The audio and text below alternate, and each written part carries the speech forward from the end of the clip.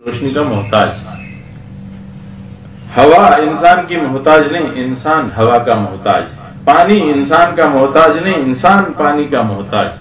گائے اور بھینس سے ہم دودھ لیتے ہیں، اور گائے اور بھینس کو لوگ کہتے ہیں کہ ہم انہیں چارہ ڈالتے ہیں، تو آپ انہیں چھوڑ دیں، وہ اپنا کھانا خود پیدا کر سکتی ہیں. وہ آپ کے محتاج نہیں، آپ نے اپنی ضرورت کے لیے انہیں پکڑ رکھا ہے. تو ہر چیز انسان کے لیے بنائی گئی، اور اللہ جل شانہ نے یہ عمل کیا ہے. تو فعل الحکیم لا یخلو عن الحکمت، حکیم کا کوئی بھی فعل حکمت سے خالی نہیں ہوتا. اور اللہ جل شانہ ان ساری مخلوقات کے بارے میں بتاتے ہیں.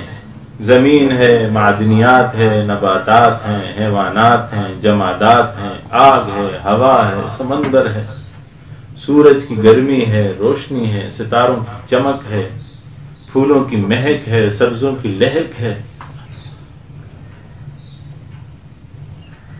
یہ سب انسان کے فائدے کے لیے. اللہ فرماتے ہیں سورہ جاسیہ آیت نمبر 13 میں، وَسَخَّرَ لَكُم مَّا فِي السَّمَاوَاتِ وَمَا فِي الْأَرْضِ، ہم نے ہر چیز کو تمہارے لیے مسخر بنا دیا ہے. اور انسان کو کیا فرمایا؟ وَمَا خَلَقْتُ الْجِنَّ وَالْإِنسَ إِلَّا لِيَعْبُدُونَ، ہم نے انسان و جنات کو اپنی عبادت کے لیے پیدا کیا. سورہ زاریات آیت نمبر 55. اب وہ بندگی کیسے کرے گا؟ اللہ جل شانہ اسے بتائے گا کہ یوں بندگی کرنی ہے، وحی کے ذریعے، وحی مطلوب یا غیر مطلوب. ایک آخری دلیل پڑھتے ہیں، دلیل ترحمی.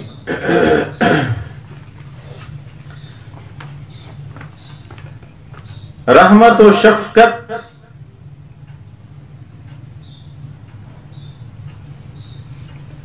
یہ صفات کمال.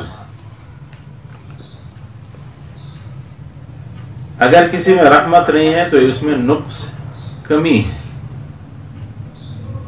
اور اللہ جل شانہ کی ذات تو اس سے بھری ہوئی.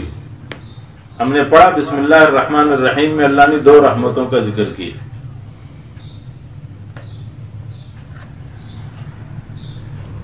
اب جس پر رحمت ہوتی ہے اسے مرحوم کہتے ہیں، جس پہ نعمت ہوتی ہے اسے منعم کہتے ہیں. اب راحم اور منعم کون ہے؟ وہ اللہ ہے. مرحوم اور منعم کون ہے؟ وہ انسان ہے.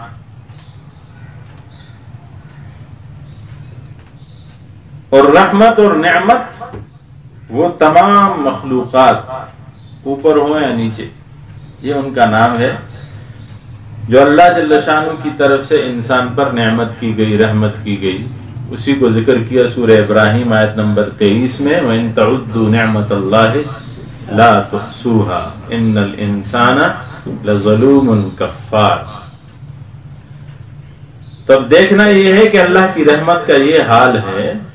تو اب قیاس کرو کہ انسانی اعمال میں نہ سب مفید ہیں نہ سب مضر، بلکہ کچھ مفید ہیں، کچھ نفع دیتے ہیں. اس بات پر اقوام عالم کا فرماتے ہیں اتفاق. مثلا عدل اچھا ہے، ظلم برا ہے، لیکن اعمال لطیف اشیاء ہیں جن کی مضرت اور منفعت کسی لیبارٹری کے ذریعے، تحلیل اور تجزیہ کے ذریعے معلوم نہیں کی جا سکتی. خواہ وہ اعمال ہوں، عقائد ہوں، اخلاق ہوں، عبادات ہوں، ہم پہلے بھی پڑھ چکے ہیں عقل اور وحی کے فرق میں، ہوں معاملات ہوں. لہذا اگر ان امور کے متعلق جن کے لیے انسانی فکر رسا نہیں ہے، عقل کی رسائی نہیں ہے، تو اب ضرورت ہے کہ کوئی ذات ایسی ہو جو ان امور میں ہمیں سیدھی راہ دکھائے اور رحمت سے ایسا رستہ دکھائے جس سے ہمارا فائدہ ہو جائے. یہ تھے بحث ضرورت وحی. اس پہ ہم نے وضاحت کی. اب علماء کرام ایک اور مبحث کو ذکر کرتے ہیں، اور وہ مبحث ہے کہ وحی میں، کشف میں اور الہام میں کیا فرق ہے۔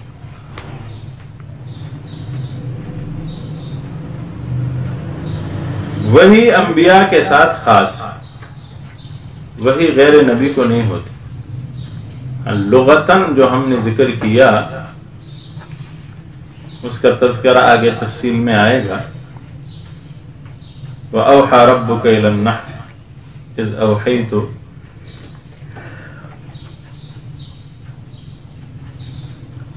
إِلَى أُمِّهِ مَا يُوحَى، غالباً موسیٰ علیہ السلام کی والدہ کا ذکر ہے۔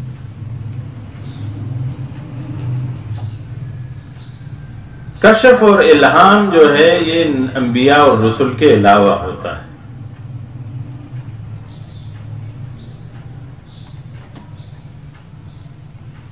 پھر کشف مخفی چیزوں کا واضح ہو جانا،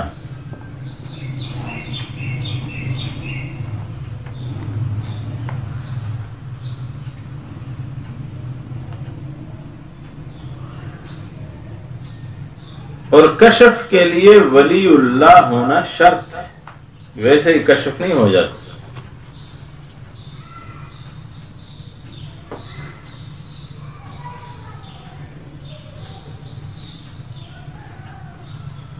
اور الہام کے لیے بھی ظاہر ہے ولی اللہ ہونا شرط ہے۔ لیکن ایک چیز کو سمجھنا چاہیے کہ کشف یہ حسیات کے ساتھ متعلق ہے، جبکہ الہام وجدانیات کے ساتھ متعلق ہے۔ ایک اور فرق ہے کشف اور وحی میں، کشف اور الہام میں، کہ حسیات اور وجدانیات کا تعلق بعض کہتے ہیں کہ کشف سے، ایک فرق ہم نے پڑھا کہ کشف حسیات سے ہے، الہام وجدانیات سے۔ دوسرا قول یہ ہے کہ حسیات اور وجدانیات دونوں کا تعلق کشف سے ہے، جبکہ الہام من جانب اللہ ہوتا ہے۔ باقی اس کی تفصیلات ہیں، انشاءاللہ العزیز کل کے درس میں اسے بیان کرنے کی کوشش کریں گے۔ کشف کی بھی وضاحت ہے اور پھر الہام کی بھی وضاحتیں ہیں، اور اس پہ 10-15 منٹ کی گفتگو انشاءاللہ کل ہوگی۔ وآخر دعوائی الحمدللہ رب العالمین۔ وقفہ ہے اور وقفے کے کچھ لمحے بعد انشاءاللہ پھر دوسری طرف سے ترجمہ اور تفسیر پڑھیں گے۔